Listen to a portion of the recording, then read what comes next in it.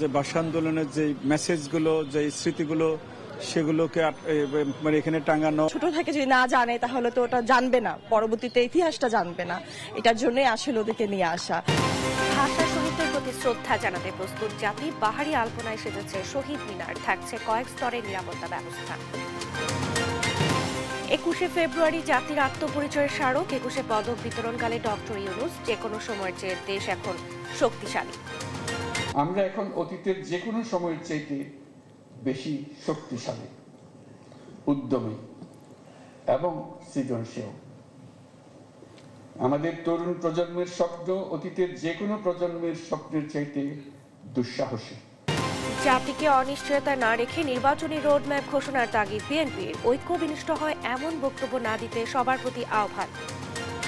2014, 18 ও 24 নির্বাচনে দায়িত্বে থাকা 22 ডিসিকে বাধ্যতামূলক অবসর। যুগ্ম সচিব ধনঞ্জয় দাস সাময়িক বরখাস্ত। এবং বাংলাদেশ ব্যাংকের সাবেক গভর্নর আতিউর রহমান সহ 23 জনের বিরুদ্ধে দুদকের মামলা, 297 কোটি টাকা আত্মসাতের অভিযোগ।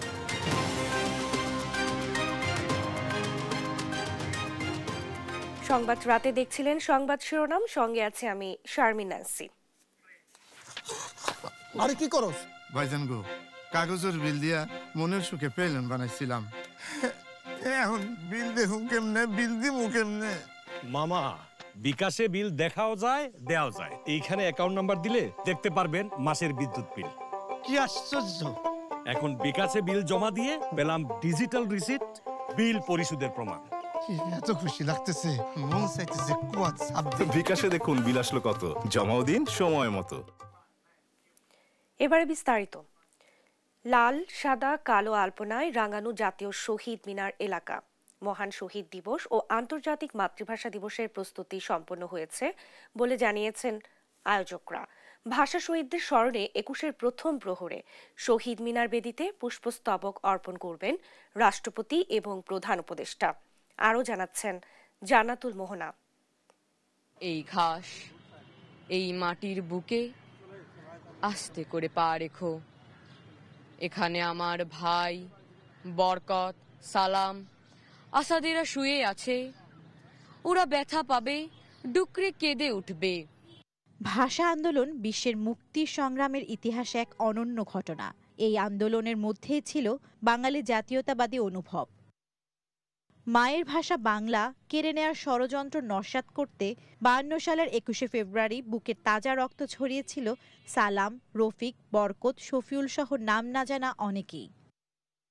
সেই থেকেই শহীদ মিনার কেবলই একটি স্তম্ভ নয়, বাঙালির দীর্ঘ লড়াই সংগ্রামের ইতিহাসের জলজ্যান্ত প্রতীক। বছরব্যাপী এ ঐতিহাসিক স্থানের কদর করা না হলেও প্রতি বছর 21শে ফেব্রুয়ারি উপলক্ষে সাজানো হয় পুরো এলাকা। রক্তের লাল, শান্তির সাদা ও শোকের কালো রঙের আলপনায় রাঙানো হয় পুরো চত্বর। এ বছরেও তার কোনো ঘাটতি নেই। আয়োজন সম্পন্ন হয়েছে বলে জানান দায়িত্বরত সাজসজ্জার কমিটির সদস্যরা। যে ভাষা আন্দোলনের যে মেসেজগুলো, যে স্মৃতিগুলো, সেগুলোকে মানে এখানে টাঙানো, তারপরে হচ্ছে সাজসজ্জা, ফুলের ব্যবস্থা করা। তবে 24-এর প্রেক্ষাপটে আঁকা দেয়াল লিখনগুলো না মুছেই ডিজিটাল আর্টের প্লেকার্ড দিয়ে সাজানো হয়েছে। 24-এর চেতনার সঙ্গে 52-র চেতনা দুটাকে মিলিয়ে সমন্বিতভাবে এটাকে উপস্থাপনা করা হচ্ছে। তো গ্রাফিতি আমরা কোনোভাবেই কোনোটাকে ডিস্টার্ব না করে এই জন্য উপরে আমরা বাণীগুলা এবার ঝুলিয়ে দেওয়া হয়েছে। সাজসজ্জা কেমন হলো তা দেখতে আসেন অনেক দর্শনার্থীরা।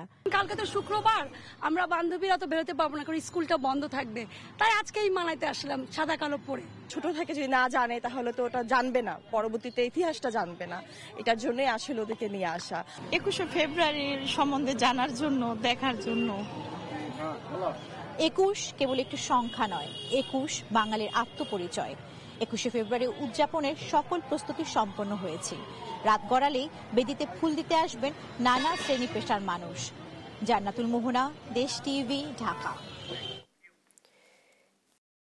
কেন্দ্রীয় শহীদ মিনারে আছেন সহকর্মী সাইফুল ইসলাম, সরাসরি যুক্ত হব তার সঙ্গে। সাইফুল, জাতির শ্রেষ্ঠ সন্তানদের সম্মান জানানোর প্রস্তুতি কেমন দেখছেন, বিস্তারিত জানাবেন। শহীদ মিনার চত্বরে ইতিমধ্যেই কিন্তু শ্রদ্ধার জন্য সামগ্রিক প্রস্তুতি সম্পন্ন হয়েছে এবং আজকে 21-এর প্রথম প্রহরে এখানে শ্রদ্ধা জানাবেন রাষ্ট্রপতি মোহাম্মদ শাহাবুদ্দিন এবং অন্তর্বর্তী সরকারের প্রধান উপদেষ্টা ডক্টর মোহাম্মদ ইউনূস। এবং এই শ্রদ্ধাকে কেন্দ্র করে ইতিমধ্যেই কিন্তু শহীদ মিনার চত্বর যেটি রয়েছে সেই শহীদ মিনার চত্বরে বিশেষ নিরাপত্তার ব্যবস্থা করা হয়েছে এবং ইতিমধ্যেই স্পেশাল সিকিউরিটি ফোর্স এবং প্রেসিডেন্ট গার্ড রেজিমেন্টের যারা সদস্যরা রয়েছেন এই শহীদ মিনার চত্বরে অবস্থান নিয়েছেন এবং আশেপাশের যে আইন শৃঙ্খলা রক্ষাকারী বাহিনী, সাধারণ মানুষ যারা উৎসুক জনতা যারা এই শহীদ মিনারের প্রস্তুতি গুলো দেখতে এসেছেন তাদেরকে কিন্তু সরিয়ে দেওয়া হয়েছে এবং রাষ্ট্রপতি এবং প্রধান উপদেষ্টার যে শ্রদ্ধা নিবেদন তারপরেই সাধারণ মানুষের জন্য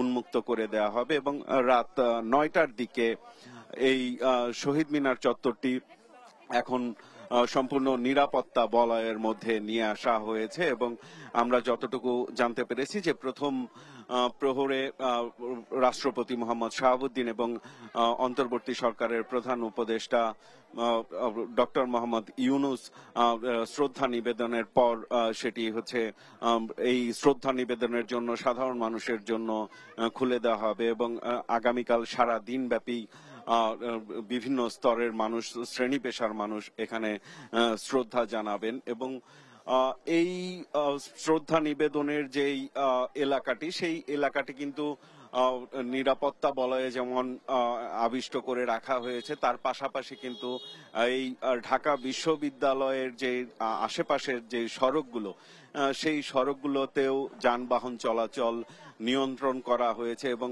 কোন কোন সড়ক বন্ধ করে রাখা হয়েছে যাতে সাধারণ মানুষ নির্বিঘ্নে এখানে এসে শ্রদ্ধা নিবেদন করতে পারে এবং সামগ্রিকভাবে যেই প্রস্তুতি সেই প্রস্তুতি কিন্তু এরই মধ্যে সম্পন্ন হয়েছে এবং আমরা আশা করছি যে প্রথম প্রহরে রাষ্ট্রপতি এবং প্রধান উপদেষ্টার শ্রদ্ধা নিবেদনের পরপরই সাধারণ মানুষ তাদের শ্রদ্ধা নিবেদন শুরু করবেন। তো এই ছিল আমার কাছে এখানকার সর্বশেষ পরিস্থিতি। ন্যান্সি। সাইফুল, আপনাকে ধন্যবাদ। দর্শক, শহীদ মিনার থেকে আমাদের সঙ্গে যুক্ত হয়েছিলেন সহকর্মী সাইফুল ইসলাম। দেশের তরুণ প্রজন্মের স্বপ্ন অতীতের যে কোনো প্রজন্মের চাইতে দুঃসাহসী বলে মন্তব্য করেছেন প্রধান উপদেষ্টা ডক্টর মোহাম্মদ ইউনূস। সকালে রাজধানীর ওসমানী স্মৃতি মিলনায়তনে 21শে পদক প্রদান অনুষ্ঠানে এসব কথা বলেন তিনি। এর আগে নারী ফুটবল দল সহ পদকপ্রাপ্ত 18 জনকে সম্মাননা জানানো হয়। মোহাম্মদ সাকিবের রিপোর্ট। ভাষা আন্দোলনে শহীদদের স্মরণে প্রতি বছর বিভিন্ন ক্ষেত্রে বিশেষ অবদানের রাষ্ট্রীয় স্বীকৃতি হিসেবে দেয়া হয় 21শে পদক। এবার পদক পেয়েছেন চলচ্চিত্রে মরণোত্তর আজিজুর রহমান, সঙ্গীতে মরণোত্তর ওস্তাদ নীরদ বরণ বড়ুয়া ও ফেরদৌস আরা, আলোকচিত্রে নাসিরুদ্দিন আলী মামুন ও চিত্রকলায় রোকেয়া সুলতানা, সাংবাদিকতায় মরণোত্তর মাহফুজ উল্লাহ, গবেষণায় মইদুল হাসান এবং শিক্ষায় ডক্টর নিয়াজ জামান। আর বিজ্ঞান ও প্রযুক্তিতে দলগতভাবে এই পদক পান মেহেদী হাসান খান, রিফাত নবী, মোহাম্মদ তানবিন ইসলাম সিয়াম ও শাবাব মুস্তফা। এছাড়া সমাজ সেবায় মোহাম্মদ ইউসুফ চৌধুরী, ভাষা ও সাহিত্যে হেলাল হাফিজ ও শহীদুল জহিরকে মরণোত্তর 21শে পদক দেয়া হয়। আর সাংবাদিকতা ও মানবাধিকারে মাহমুদুর রহমান, সংস্কৃতি ও শিক্ষায় ডক্টর শহীদুল আলম এবং ক্রীড়ায় বাংলাদেশ জাতীয় নারী ফুটবল দলের হাতে 21শে পদক তুলে দেন প্রধান উপদেষ্টা। প্রধান অতিথির বক্তব্যে ডক্টর মোহাম্মদ ইউনূস বলেন, অতীতের যে কোনো সময়ের চাইতে জাতি বেশি ঐক্যবদ্ধ। তরুণ প্রজন্ম আত্মবিনাশী সভ্যতার বন্ধনমুক্ত হয়ে তাদের স্বপ্নের নতুন সভ্যতা গড়তে চায়। আমরা এখন অতীতের যে কোনো সময়ের চাইতে বেশি শক্তিশালী, উদ্যমী এবং সৃজনশীল। আমাদের তরুণ প্রজন্মের স্বপ্ন অতীতের যে কোনো প্রজন্মের স্বপ্নের চাইতে দুঃসাহসী। তারা যেমন নতুন বাংলাদেশ সৃষ্টি করতে চায়, তেমনি একই আত্মবিশ্বাসে নতুন পৃথিবীর সৃষ্টি করতে চায়। নতুন পৃথিবীর সৃষ্টিতে তারা নেতৃত্ব দিতে চায়। তারা ঘুণে ধরা আত্মবিনাশী সভ্যতার বন্ধন মুক্ত হয়ে তাদের স্বপ্নের নতুন সভ্যতা গড়তে চায়। সেই সভ্যতার মূল লক্ষ্য থাকবে পৃথিবীর সকল সম্পদের উপর প্রতিটি মানুষের সমান অধিকার নিশ্চিত করা। জাতীয় পর্যায়ে অনন্য অবদানের স্বীকৃতি হিসেবে 1976 সাল থেকে 21 পদক দেয়া হচ্ছে। প্রত্যেককে 35 গ্রাম ওজনের একটি স্বর্ণপদক, একটি সম্মাননাপত্র ও 4 লাখ টাকার চেক দেয়া হয়। মোহাম্মদ সাকিব, দেশ টিভি, ঢাকা। জাতিকে আর অনিশ্চয়তা না রেখে দ্রুত নির্বাচনী রোডম্যাপ ঘোষণার দাবি জানান বিএনপি মহাসচিব মির্জা ফখরুল ইসলাম আলমগীর। বলেন, ভোট হলে দেশ স্থিতিশীল হবে, আর জনগণকে গিনিপিগ না বানিয়ে দ্রুত নির্বাচন দেওয়ার আহ্বান জানান দলটির স্থায়ী কমিটির নেতারা।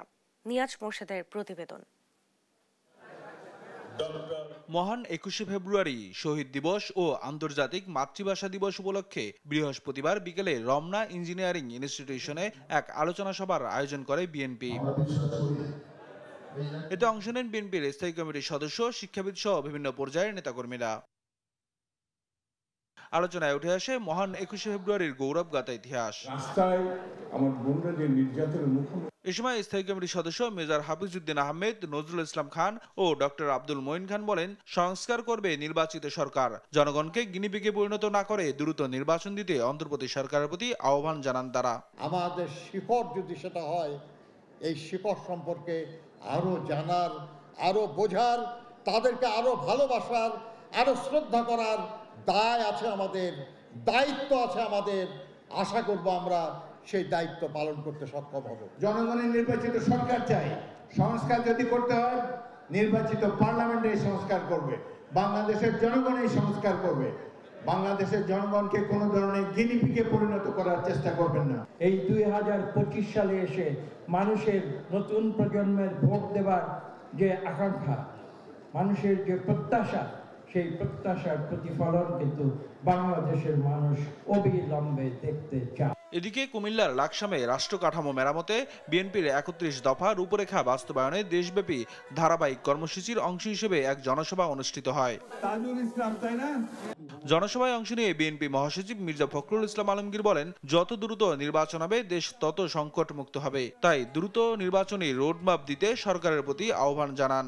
আমি অনুরোধ করব অন্তর্বর্তীকালীন সরকার প্রধানকে, প্রফেসর ইউনূসকে, যে আমরা জাতিকে অনিশ্চয়তার মধ্যে না রেখে দয়া করে খুব দ্রুত নির্বাচনের তারিখ ঘোষণা করুন। এ সময় ঐক্যে ফাটল সৃষ্টি হয় এমন বক্তব্য পরিহারে রাজনৈতিক দলগুলোর প্রতিও আহ্বান জানান মির্জা ফখরুল ইসলাম আলমগীর। আর অন্যান্য রাজনৈতিক দলের কাছে অনুরোধ করব, এমন কোনো কথাবার্তা বলবেন না যাতে জাতির ঐক্য বিনষ্ট হয়। নিয়াজ মোর্শেদ, দেশ টিভি, ঢাকা। আওয়ামী লীগের নিবন্ধন বাতিল সহ নির্বাচনে অংশগ্রহণ নিষিদ্ধে নির্বাচন কমিশনকে জোর প্রস্তাব দিয়েছে গণ অধিকার পরিষদ। বেশিরভাগ রাজনৈতিক দলগুলোরও মত রয়েছে দলটি নিবন্ধন বাতিল প্রসঙ্গে বলে মন্তব্য করেন গণ অধিকার পরিষদের সভাপতি ভিপি নূর। বৃহস্পতিবার বিকেলে সিএসির সাথে বৈঠক শেষে সাংবাদিকদের এসব কথা জানান গণ অধিকার পরিষদের এই নেতা। আইন শৃঙ্খলা ও নির্বাচন কমিশনের সক্ষমতা যাচাই করতে হলেও জাতীয় নির্বাচনের আগে স্থানীয় নির্বাচনের প্রয়োজন রয়েছে বলেও জানায় গণ অধিকার পরিষদ সভাপতি ভিপি নূর। এছাড়াও তিনি আরও বলেন, ভোট জালিয়াতি সহ সকল অনিয়ম বন্ধ করতেও প্রস্তুতি নিচ্ছে এইবারের নির্বাচন কমিশন।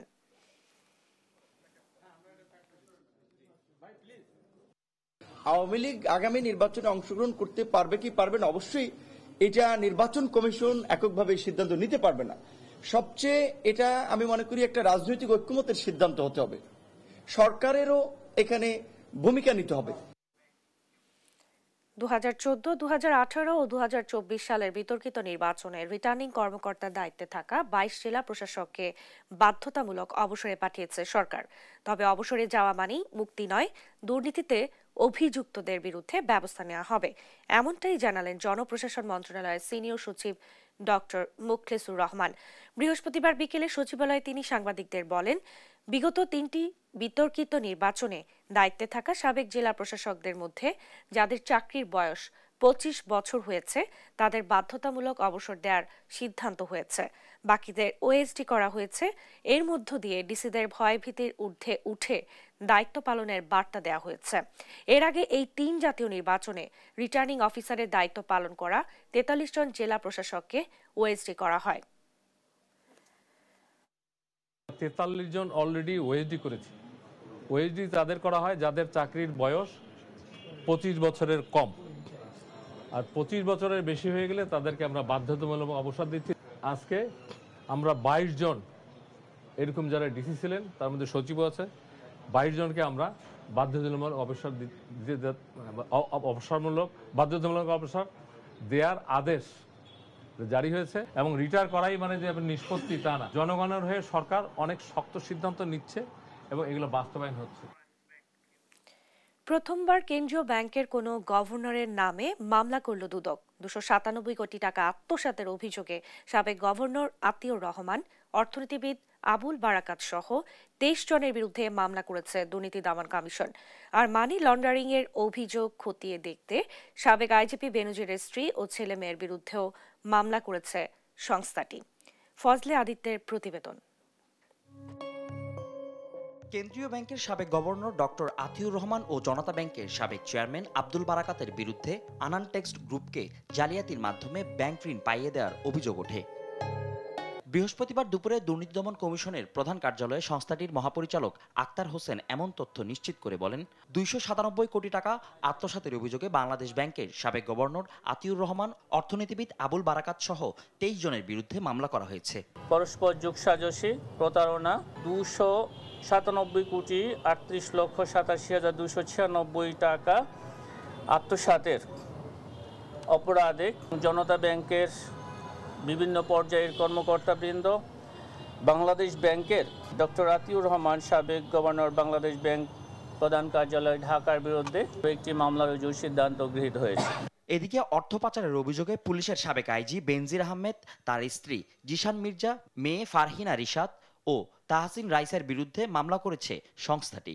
অপরাধ লব্ধ আয়ের প্রকৃতি, উৎস, অবস্থান, মালিকানা এবং নিয়ন্ত্রণ গোপন বা ছদ্মাবৃত রেখে স্থানান্তর, রূপান্তর এবং হস্তান্তর করার অপরাধ প্রাথমিকভাবে প্রমাণিত হওয়ায় ইতিমধ্যে মামলা রুজু হয়েছে। এদিন পাবনা 5 আসনের সাবেক এমপি গোলাম ফারুক প্রিন্সের বিরুদ্ধে 9 কোটি টাকার অবৈধ সম্পদ এবং 425 কোটি টাকা অস্বাভাবিক লেনদেনের অভিযোগে মানি লন্ডারিং আইনে মামলা দায়ের করা হয়। 425 কোটি 34 লক্ষ টাকারও বেশি লেনদেন, অস্বাভাবিক লেনদেন করায় তার বিরুদ্ধে সংশ্লিষ্ট ধারায় একটি মামলা রুজুর সিদ্ধান্ত গৃহীত হয়েছে। দুদকের মামলায় যেসব আসামি দেশের বাইরে অবস্থান করছে তাদের দেশে ফিরিয়ে এনে শাস্তি নিশ্চিতে বিভিন্ন আন্তর্জাতিক সংস্থার সাথে যোগাযোগ চলমান আছে বলেও জানান সংস্থাটির মহাপরিচালক। অনেক ধন্যবাদ। ফজলে আদিত্য, দেশ টিভি, ঢাকা। দেখছেন সংবাদ রাত।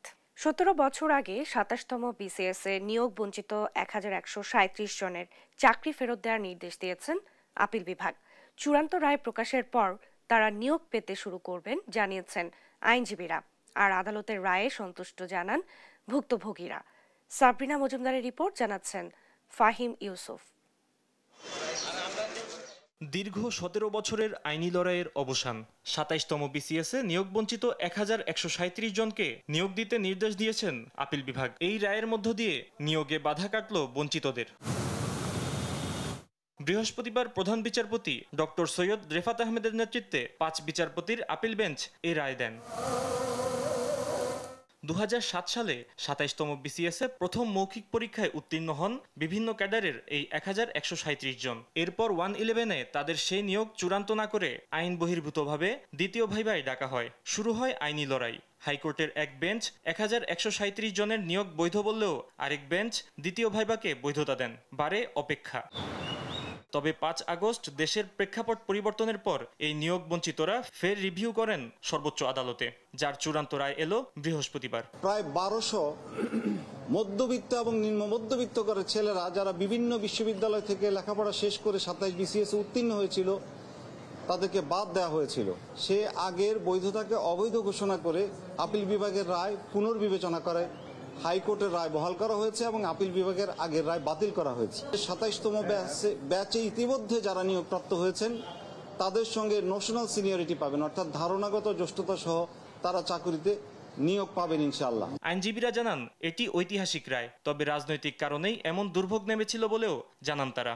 রাজনৈতিক বিবেচনায় 1/11 সরকার একদম নিয়ম আইন উপেক্ষা করে তৎকালীন বিএনপির আমলে যোগ্যভাবে নির্বাচিত হওয়া সত্ত্বেও তাদেরকে বাদ দিয়েছে। এই রায়ে সন্তোষ প্রকাশ করেন ২৭তম বিসিএস এর নিয়োগ বঞ্চিতরা। এই রায়ে সন্তুষ্ট এবং আমরা আমাদের অধিকার ফিরে পেয়েছি এবং আমরা যেটা দেখেছি যেখানে যেই কোর্টে অবিচার হতো সেই কোর্টে আজকে ন্যায় বিচার ফিরে এসেছে। 18 বছর আমরা ডোর টু ডোর হেঁটেছি, আজকে যে রায় পেলাম আলহামদুলিল্লাহ আল্লাহর কাছে শুকরিয়া আদায় করছি। চূড়ান্ত রায় প্রকাশের পর এই নিয়োগ বঞ্চিতরা নিয়োগ পেতে শুরু করবেন। ফাহিম ইউসুফ, দেশ টিভি, ঢাকা। শেখ হাসিনার সময়ে শুধু গুম খুনি নয়, নীরবে ভিন্নমতের মানুষকে দ্বিতীয় শ্রেণীর নাগরিকে রূপান্তর করেছে বলে মন্তব্য করেছেন প্রধান উপদেষ্টার প্রেস সচিব শফিকুল আলম। বৃহস্পতিবার জাতীয় প্রেস ক্লাবে চট্টগ্রাম বিশ্ববিদ্যালয়ের শিক্ষক মোহাম্মদ শাহ আলম রচিত হৃদয়ে জুলাই ৩৬ বইয়ের মোড়ক উন্মোচন অনুষ্ঠানে তিনি এই কথা বলেন। এ সময় স্বৈরাচারের পতনে জুলাই আন্দোলনের ঘটনা ইতিহাসে থাকা উচিত বলেও জানান তিনি। একই সঙ্গে গেল ১৫ বছরে আন্তর্জাতিক মানবাধিকার সংস্থার রিপোর্টগুলো অনুবাদ করে প্রকাশের আহ্বান জানান তিনি। অনুষ্ঠানে উপস্থিত ছিলেন ঢাকা বিশ্ববিদ্যালয়ের শিক্ষক অধ্যাপক ডাক্তার আব্দুজ জাহের, প্রধান উপদেষ্টার deputy press secretary Azad Majumdar, senior সহকারী প্রেস সেক্রেটারি ফয়েজ আহমেদ, বাফুফের টেকনিক্যাল কমিটির সদস্য ও সালিহা পাবলিকেশনের স্বত্বাধিকারী হুমায়ুন কবির চৌধুরী।